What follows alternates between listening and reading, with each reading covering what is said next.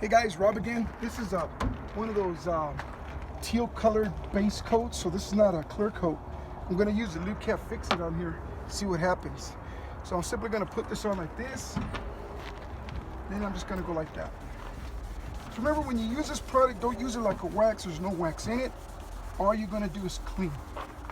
Look how beautiful that's coming out. Wow.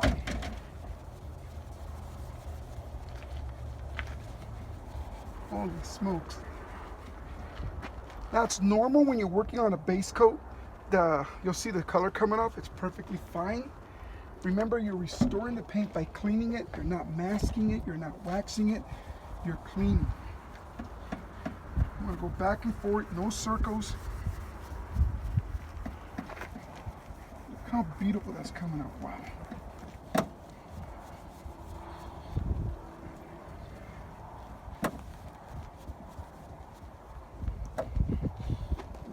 So now, this.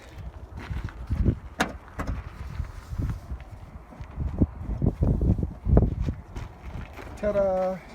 Get it from this angle, like right here. Get the angle. Do you see it? How long are we in? Minute 24 seconds.